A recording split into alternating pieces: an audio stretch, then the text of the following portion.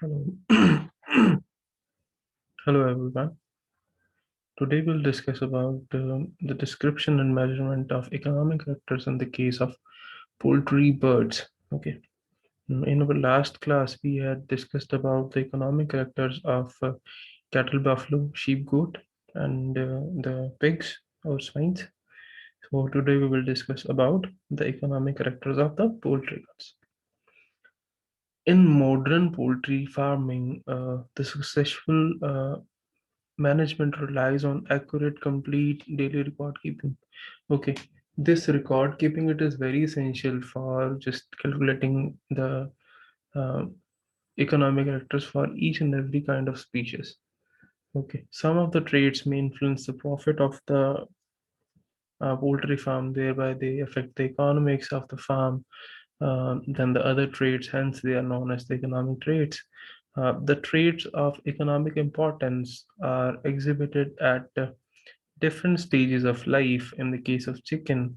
Therefore, the traits have been considered under three categories depending upon the stage of the birth. These are as follows. In the case of, as we had already discussed, in the case of cattle, we had classified these economic traits or economic characters into two major categories. One was production, another was reproduction. In the case of the sheep goat and in the case of pigs, we had classified further into three groups, that is production, reproduction, and structural or carcass traits. Okay, but in the case of poultry animals, we just classify the economic characters according to the stage.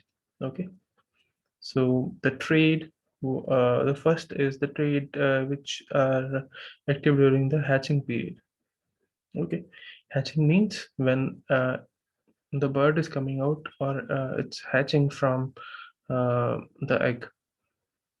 Okay, the reproductive factors like fertility, hatchability, they have low heritability.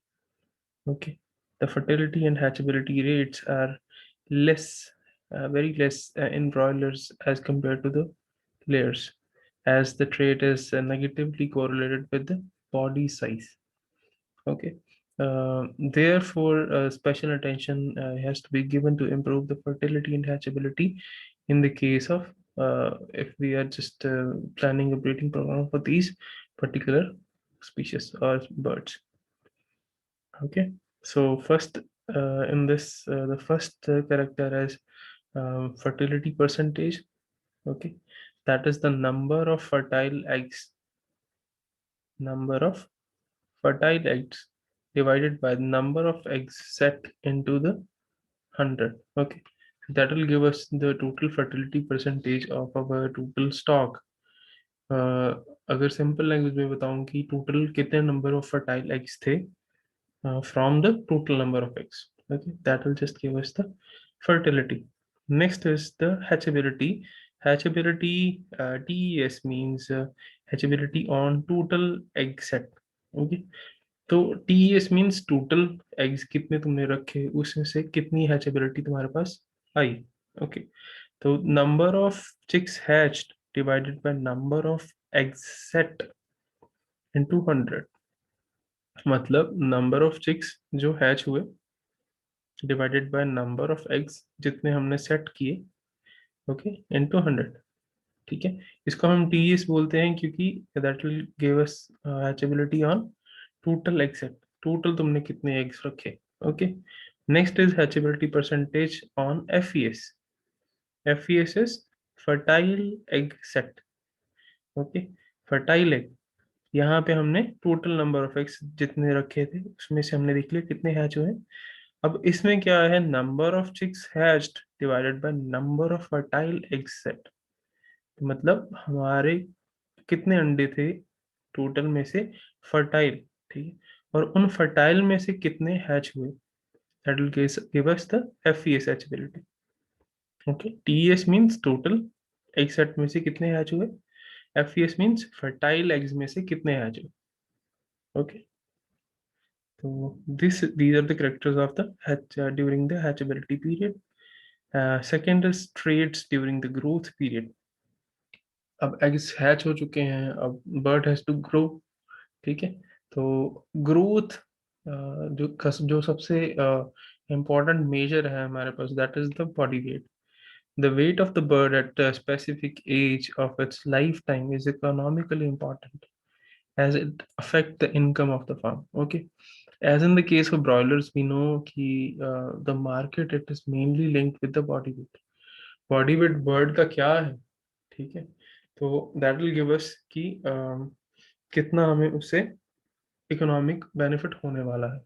ठीक है, the weight of a broiler birds at 6 to 7 weeks of age, it is very economically important character। ठीक है, मतलब 6 से 7 हफ्ते में कितना उसका बॉडी वेट है। ओके, जब भी this is the mainly market age of the broiler birds, कि हमें 6 से 7 हफ्ते के अंदर जो हमारे बर्ड्स रेडी हो गए हैं उनको हमने सेल करना है, तो उस टाइम पे उसका बॉडी वेट क्या है। ठीक है, तो whole economics of the broiler farming it depends on this particular factor. Okay, the body weight at maturity और बॉडी वेट ऑफ एडल्ट, ये लेयर्स के लिए करेक्टर इंपॉर्टेंट है। Body weight at maturity means जब बर्ड की age around 20 weeks हो जाएगी और बर्ड एडल्ट हो जाएगा एट अराउंड 40 वीक्स। ठीक है, 40 वीक्स के आसपास बर्ड हो जाएगा मैच्योर। तो इन दोनों स्टेजेस पे उसका बॉडी वेट क्या है। ठीक है, the optimum mature and adult body weight of medium egg type players, उनका 1.2 से 1.6 केजी है। ठीक है, तो वो तुम देख लो कितना है अब, 20 वीक्स में कितना है और 40 वीक्स में कितना है। ठीक है, the selection of egg weight and to increase the body weight as the trait is positively correlated. ठीक है, अब बॉडी वेट जितना अच्छा होगा उतने ही हम बोलते हैं कि एग वेट भी इंक्रीज होगा, क्योंकि these both characters are positively correlated with each. Mortality percentage, अब टोटल में से हमारे पास कितने बच्चे कितने जो चिक्स थे वो कितने मर रहे हैं। ठीक है, that will give us the mortality percentage. The number of chicks died divided by number of chicks hatched into 100। ठीक है, कितने हैच हुए थे उनमें से कितने मर गए, that will give us the mortality percentage. ठीक है, next is the dressed weight, जैसे हमने लास्ट में पिग्स के केस में भी हम डिस्कस किया। तो ड्रेसिंग और ड्रेस्ड वेट और ड्रेसिंग वेट क्या है, the weight of the dressed carcass including the viscera of the animal. ठीक है, that will just give us the dressed weight. Dressing percentage ये क्या है, dressed weight divided by the pre slaughter weight into 100। ठीक है, उस animal का slaughter से पहले क्या बॉडी वेट था। ठीक है, that will give us the dressing percentage. ठीक है, तो next is feed efficacy. Feed efficacy क्या है कि amount of feed consume divided by total gain in body weight in a period. ठीक है, एक पर्टिकुलर पीरियड में कितना उसने बॉडी वेट गेन किया और कितना उसने खाया। ठीक है, multiply by 100, that will give us the feed efficacy. Okay, these are the characters during the growth period. Next is the traits during the laying period. Laying period में अब जब लेइंग स्टार्ट हो जाएगी तब एक ही सबसे मेजर करेक्टर हमारे पास रहेगा, that is the egg production. ठीक है, egg production it is composite trade largely influenced by the 5 characters. ठीक है, मेजर 5 करेक्टर्स हैं जिन पे पूरा का पूरा एग प्रोडक्शन जो है वो डिपेंड करता है। इसके अलावा और भी हैं, will just discuss those also. जो 5 मेजर हैं वो क्या क्या है, age at sexual maturity, age क्या है उसकी। ठीक है, इंटेंसिटी ऑफ प्रोडक्शन और रेट ऑफ लेइंग। ठीक है, किस तरह से रेट ऑफ लेइंग है या इंटेंसिटी कैसी है प्रोडक्शन की। Next is broodiness. ब्रूडीनेस कैसे, ब्रूडीनेस करेक्टर्स किस तरह से हैं। क्लच साइज और पॉजेस इन लेइंग कितने हैं, क्लच साइज कितना है, पॉजेस कितने ले रहा है, and persistency of production, animal कितना परसिस्टेंट है अपने प्रोडक्शन को लेके। ठीक है, तो will start one by one. First is age at first egg और age at sexual maturity. Okay, जैसे हमने कैटल बफलो के केस में बात की थी, एजेड मेच्योरिटी मतलब एजेड प्यूबर्टी, जब फर्स्ट हीट साइन आना शुरू हो जाएगा, तो दैट विल गिव अस कि yes now animal is in has crossed और it is in the puberty period. Okay, तो वैसा ही है जब बर्ड पहला अंडा देगा, that is the age of first egg. Okay, तो अब डेट ऑफ हैचिंग से लेके डेट ऑफ फर्स्ट ले, पहला अंडा जिस दिन देगा, so that will give us the age at first egg. Okay, it can be defined as the age in days when the bird laid its first egg, or it's a difference between the date of hatch and the date of laying of first egg.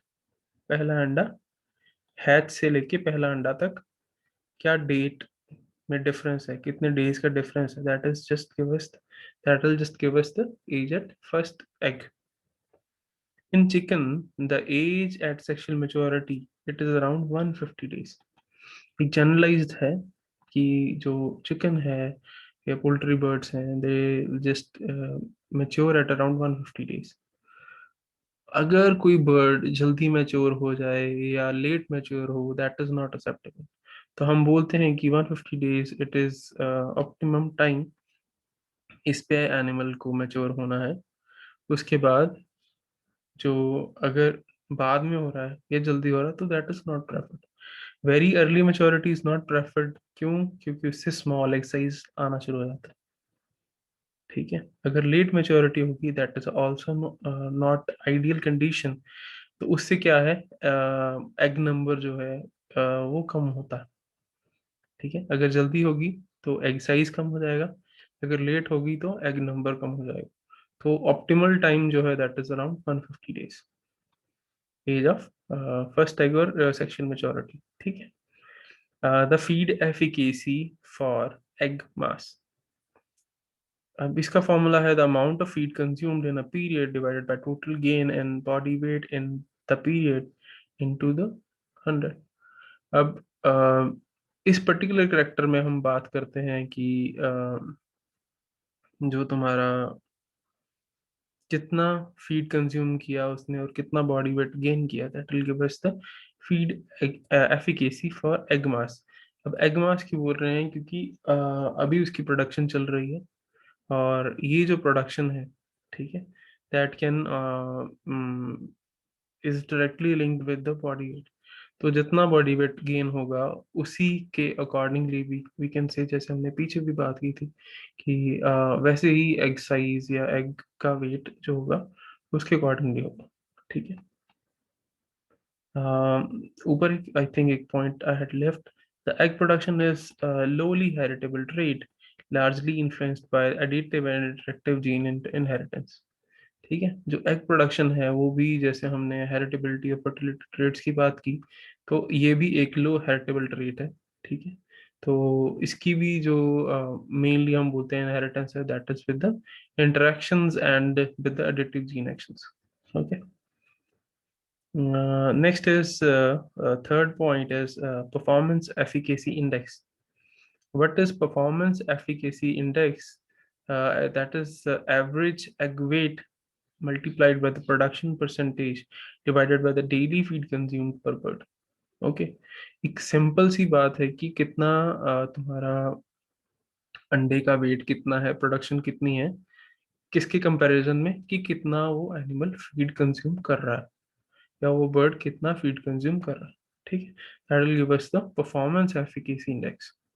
अगर performance efficacy index तुम्हारे flock का अच्छा है, तो क्या है कि तुम्हारे एनिमल्स का प्रोडक्शन अच्छा है या एनिमल का एग वेट अच्छा है, तो that will just overall increase the numerator weight. तो अपने आप ही परफॉर्मेंस एफिकेसी इंडेक्स अच्छा आएगा। अगर परफॉर्मेंस तुम्हारा एफिकेसी इंडेक्स की वैल्यू कम है, okay, that will just indicate या तो तुम्हारा एग वेट बहुत कम है या प्रोडक्शन बहुत कम है, या तुम्हारे जो बर्ड्स हैं वो फीड ज़्यादा कंज्यूम कर रहे हैं और उनकी प्रोडक्शन ओवरऑल कम है। ठीक है, तो that will just performance efficacy index tells us about. ठीक है, next is the intensity of lay. The trade is important contributing factor to the annual egg record. It is this is the ability of bird to lay high rate of eggs at a given point or a period of time. Okay, it has been found that the hens at a high intensity of lay produces large number of eggs per clutch. Uh, mm, are usually better layers than the birds which lay fewer eggs per clutch. Okay, एक clutch में clutch क्या है अभी हम उसको आगे थोड़ा discuss करेंगे। तो एक क्लच पीरियड में जितना कोई एनिमल ज्यादा अंडे देगा तो उसको हम बोलते हैं कि that is the better layer. ठीक है, as compared to the that animal और दैट बर्ड जिसका अंडे जो है वो कम रहेंगे। ठीक है, नेक्स्ट इज परसिस्टेंसी। परसिस्टेंसी क्या है? It is the measure of length of laying year. ठीक है, तो कितना देर वो लगातार अंडे दे रहा है। ठीक है, that is the persistency. Okay, एक अंडा आज दिया, एक कल दिया, एक नेक्स्ट डे, उससे next day, next day, next day, तो लगातार कितने दिन उसने अंडे दिए, that is the persistency of production. ठीक है, the laying in ordinarily terminated at around 72 weeks of age. ठीक है, जनरली हम बात करते हैं कि अगर मेच्योरिटी स्टार्ट हो गई है, हम बोलते हैं एक पर्टिकुलर टाइम पे, तो उसके बाद after the age of first lay या फर्स्ट एग से लेके 72 वीक्स तक एक बर्ड अंडे देगा। तो that is the laying cycle और biological cycle of that particular bird. After this the bird will enter into moulting. ठीक है, फिर बर्ड मोल्टिंग कंडीशन में चला जाएगा। और मोल्टिंग क्या है? It is a physiological process जिसके अंदर जो अपने बर्ड ओल्ड फेदर्स को शेड ऑफ करेगा और न्यू फेदर्स जो हैं वो रिन्यू होने शुरू हो जाएंगे। Okay, during this process bird will go out of production before entering into the next cycle of laying. ठीक है, नेक्स्ट साइकिल में जाने के लिए वो थोड़ा पॉज लेगा। ठीक है, तो that is the moulting period. Moulting period में क्या है कि उसके पुराने जो फेदर्स हैं वो शेड ऑफ होंगे और न्यू फेदर्स आने शुरू हो जाएंगे। Okay. In commercial layers, the birds are culled after the first biological cycle as they will become uneconomical in the subsequent cycles. ठीक है, अब क्या है, जो कमर्शियल पोल्ट्री फार्मर्स हैं वो क्या करते हैं कि जो तुम्हारे बर्ड्स हैं उनको फर्स्ट बायोलॉजिकल साइकिल के बाद they just sell those birds. ठीक है, और उनको they use in the meat industry. उसको लेइंग से हटा देते हैं। ठीक है, क्योंकि उसके बाद बर्ड जो खाएगा ज्यादा, प्रोडक्शन कम होगी। ठीक है, तो वो अनइकोनॉमिकल हो जाता है। अ गुड लेयर जो है वो मोल्ट करेगा लेट और रैपिड, वाइल जो पुअर लेयर्स हैं वो क्या करते हैं, अर्ली और स्लो मोल्टर्स रहते हैं। ठीक है, the sixth is the measures of egg production. Okay, ये 5 मेजर कैरेक्टर्स थे इसके। ठीक है, अब मेजर्स ऑफ एग प्रोडक्शन, हम एग प्रोडक्शन के स्टेज में हम क्या क्या मेजर्स जो हैं उनका हम ध्यान रख सकते हैं। ठीक है, किस तरह से कैलकुलेट करेंगे? That is first is hen housed egg production per bird. hen housed egg production per bird मतलब क्या है, कितने हेन्स को हमने रखा था और उनसे कितनी प्रोडक्शन हमारे पास आ रही है। ठीक है, that is number of eggs laid, कितने अंडे आए, divided by number of birds housed. ठीक है, कितने बर्ड्स हमने रखे थे अपने हाउसिंग एरिया में। ठीक है, the hen housed production percentage निकालने के लिए the formula is changed. The number of eggs laid, similar कितने अंडे आए, divided by number of birds housed, similar, multiplied by number of days, कितने दिन तक हमने बर्ड्स अपने पास रखे। तो उस सब को हम ओवरऑल मल्टीप्लाई करते हैं with 100, that will give us the hen house egg production percentage. Okay, अगर कोई पूछे तो मैं simple hen housed egg production क्या है तो तुम चाहे इसको 100 से मल्टीप्लाई नहीं करोगे, तुम सीधा number of eggs laid divide by number of birds into number of days. अगर परसेंटेज पूछी है तो then you will multiply it by 100। Okay. hen day egg production, hen day egg production, hen day egg production क्या है? The number of eggs laid, okay, divided by number of hen days into 100। अब एक word है यहाँ पे hen days। hen days क्या है कि एक पर्टिकुलर दिन में कितने hens वहां पे प्रेजेंट थी, that will just give us the hen days। ठीक है, तो टोटल अंडे कितने आए डिवाइडेड बाय टोटल hens हमारे पास कितनी थी उस दिन। ठीक है, multiplied by 100, that will give us the hen day egg production percentage। hen day egg production पर bird। ओके, यहाँ पे टोटल नंबर ऑफ बर्ड्स थे जो उस टाइम प्रेजेंट थे। अब पर बर्ड के हिसाब से तो हम एवरेज hen days निकाल लेंगे। ठीक है, the number of eggs laid divided by average hen days into 100। ठीक है, that will give us the hen day egg production। ये एग्जांपल मैं आगे तुम्हें सॉल्व करके भी बताऊंगा किस तरह से करना है, तो that will just make you more clear. Average hen days किस तरह से निकालते हैं हम? टोटल hen days कितने हैं divided by number of days कितने हैं टोटल तुम्हारे पास, कितने दिन तक वो बर्ड्स वहां रहे इनटू 100। ये that will give us the average hen days। Last is the rate of lay percentage, that is the number of eggs laid up to the fixed date or age divided by number of days in lay into 100। Okay, that will just give us the rate of lay।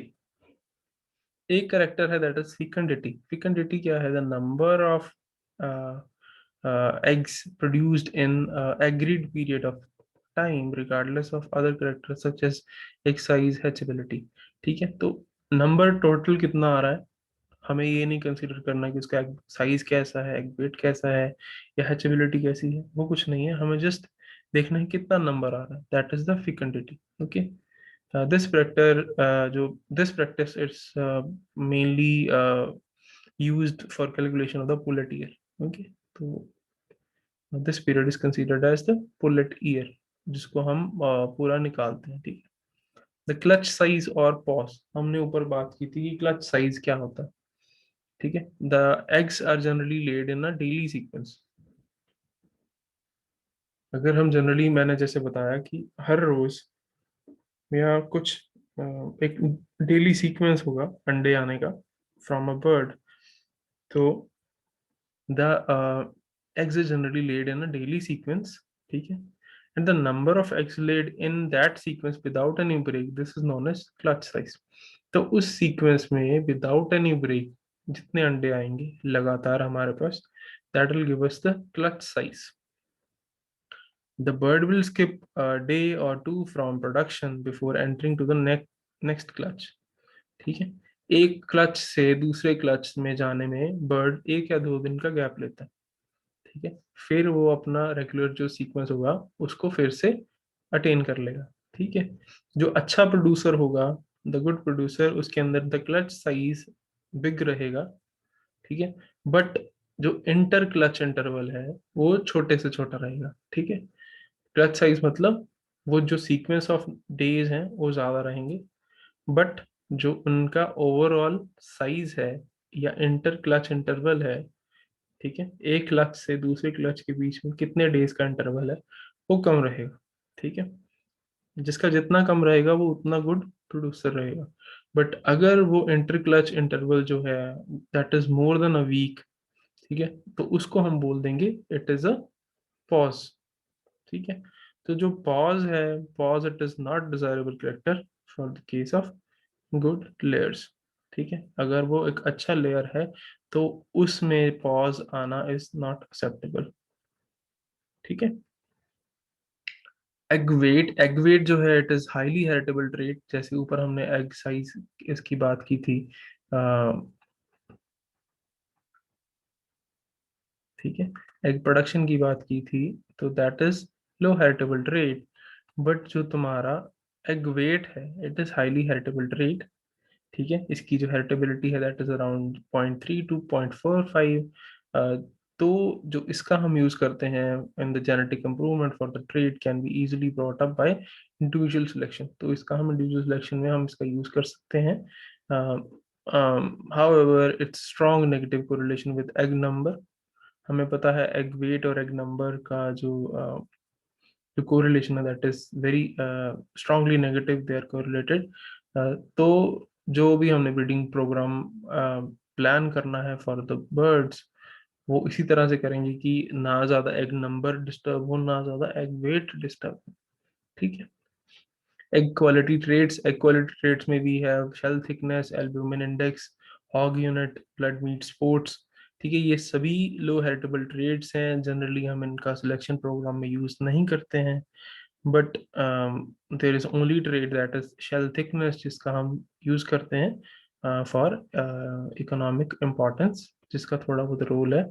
And इसका भी हम बोलते हैं कि this trait is negatively correlated with the egg size. ठीक है। Last is the viability और mortality. Viability और मोर्टेलिटी क्या है? इट इज 5% और 3%। इट इज अलाउेबल, और हम बोलते हैं कि इतना होना हो सकता है इन द केस ऑफ चिक और ग्रोअर स्टेज। ठीक है। In the case of layer stage, जब एनिमल जब बर्ड लेइंग में चला जाएगा, तो उसमें जो मोर्टेलिटी रेट है that is around 1% per month. ये इतना परमिसिबल है। अगर इससे ज्यादा हो रहा है तो वी कैन सी कि there are some kind of managemental issues with us, तो जिसके कारण मोर्टेलिटी ज्यादा आ रही है। ठीक है। देयर फॉर जब भी हमारा कोई कमर्शियल लेयर्स हमने बनाने हैं तो दैट शुड बी, हम बोलते हैं कि डिजीज रेजिस्टेंट होने चाहिए, या उनको ज्यादा से ज्यादा अच्छी मैनेजमेंटल कंडीशंस देनी पड़ेगी हमें। ठीक है। In this only way we can just reduce the mortality. Okay, these are all the economic characters. Okay, so this is the first example.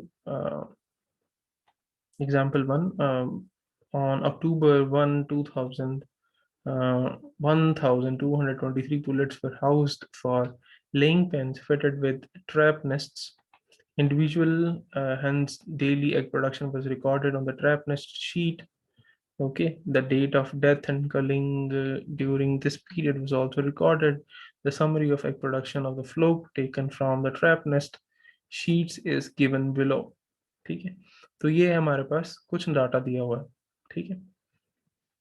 Birds हमने रखे थे टोटल 1223। ठीक है। कब रखे? अक्टूबर में। अक्टूबर 31, 31 दिनों का होता है। फिर नवंबर, दिसंबर, जनवरी, फरवरी। ठीक है। तो ये 5 महीने हमारे पास बर्ड्स रहे। तो ये total number of the days थे, और उसमें इस तरह से धीरे धीरे बर्ड्स में मोर्टेलिटी होती रही। तो लास्ट में हमारे पास इतने बर्ड्स रहे। ठीक है। और हमने टोटल हैंड डे निकाला हुआ है यहाँ पे। हैंड डे क्या है?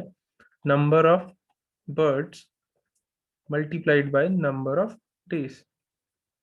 ठीक है। कितने बर्ड्स थे कितने दिनों के लिए, that will give us the hand days. ठीक है।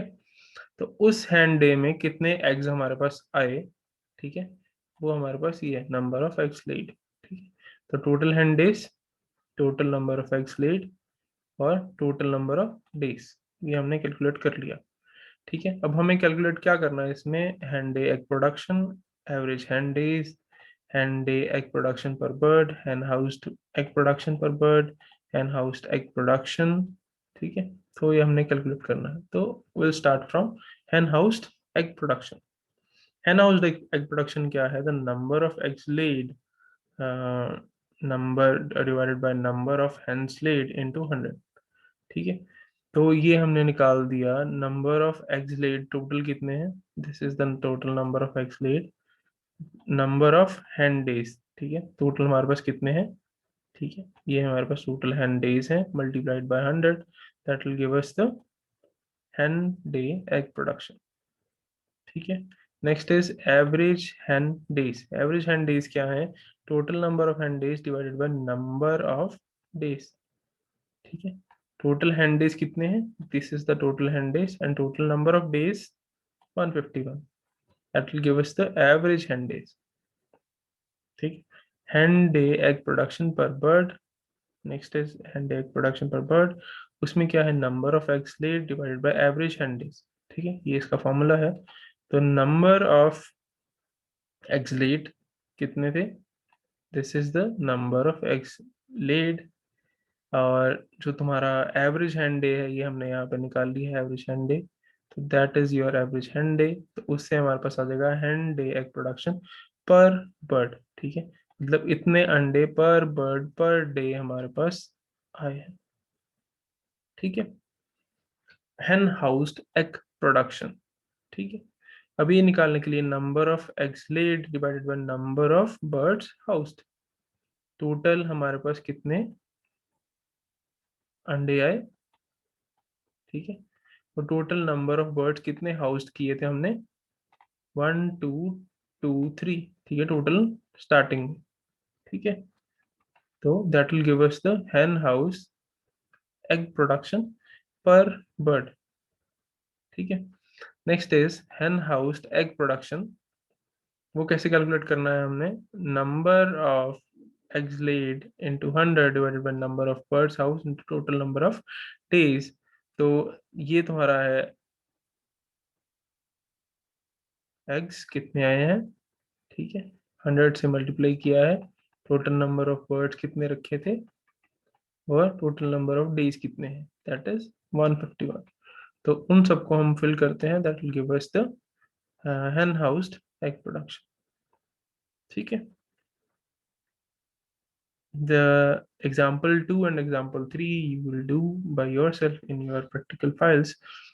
इसमें जो example 2 है, इसमें हमने average age of first egg निकालना है, rate of lay off each bird वो निकालना. ठीक है, और जो एग्जाम्पल 3 है, इसमें हमने टोटल 1010 ठीक है 1010 बुलेट्स रखे हैं, उनमें हमने कैलकुलेट करना है hand day egg production percentage, average hand days, hand day पर बर्ड, हैंड हाउस परसेंटेज. ये हमने ऊपर ये किया ही है. ठीक है, तो इसी तरह से तुम्हें ये प्रैक्टिकल में अपनी फाइल में ये भी कर लेना है. ठीक है, thank you so much. This is all for your today's lecture. ठीक है, तो if you will have any problem तो आप मेरे को बताइए, तो will just solve that. Okay, thank you so much.